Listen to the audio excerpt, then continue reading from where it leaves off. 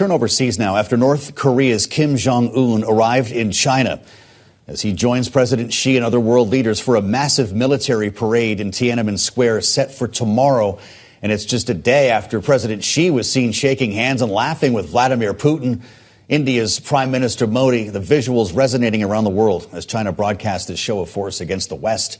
Joining us now for more, Anja Manuel, Executive Director of the Aspen Strategy Group. It's great to have you, Anja, here on Bloomberg TV and radio.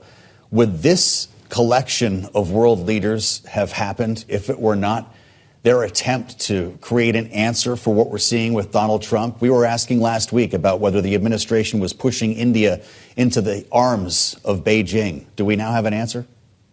Yeah, very happy to be with you. Thanks for having me on. The optics here are not good, especially Modi shaking hands with both President Xi and President Putin of Russia. But I think there is less substance here than meets the eye. So while the optics are bad and the dust-up between the U.S. and India is real, and a lot of rebuilding needs to happen in that relationship, ultimately, China and India in particular do not have that many overlapping strategic interests. The border clashes that started in 2020 on the high Himalayan border aren't really resolved. India has a persistent trade deficit with China, even though it's their largest goods trading partner. There are more things that push India and the United States together than that push India and China together. Anja, talk to us a little bit about the economics of all of this. We know the United States has been, for a very long time, trying to be a key supplier of defense to India, a country that has quite often turned to Russia for some of that equipment, some of that machinery. What changes the dial there? I mean, we know Donald Trump has tried to do that via trade negotiations and trade deals with various countries around the world. What is the sticking point with India? Yeah, it's a really good point. There's two big sticking points between the U.S. and India, and they are resolvable. One is the United States wants, and India also wants, to get closer and closer to the West, to the Quad, which is the pairing between the United States, Japan, Australia, and India, to Europe and the U.S. on the defense side.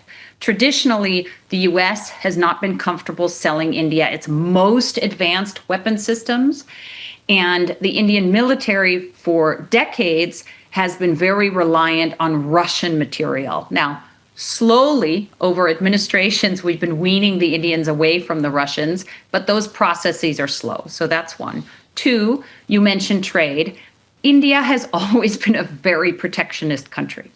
And I think part of the dust-up you saw between the U.S. and India is a perception on the U.S. side that India wasn't making enough concessions on the trade side, and then some anger by the U.S. that India is still buying a lot of discounted Russian oil. They are. I do think they need to slowly wean themselves away from that. The Indians make the argument, of course, that they need to do what's best for their people. Russian oil is cheap. And by the way, the Chinese and Turks are also buying Russian oil, and they're not in these sanctions. My prediction would be that this is going to be very complicated for another couple of weeks or so, because for Modi's domestic political constituency, this fight between the U.S. and India was real, but ultimately that these two great powers will patch it up. We spent time considering the optics of what took place yesterday.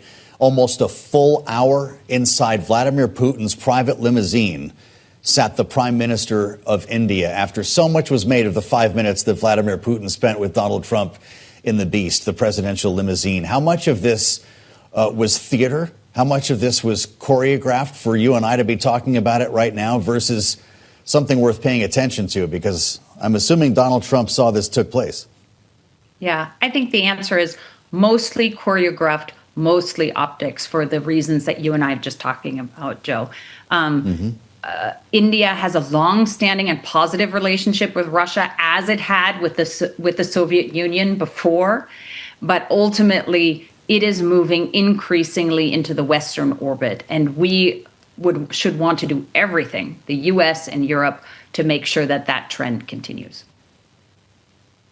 All right, Anja Manuel, Executive Director of the Aspen Strategy Group, we thank you so much for your time walking us through the geopolitics and the ripple effects around the world.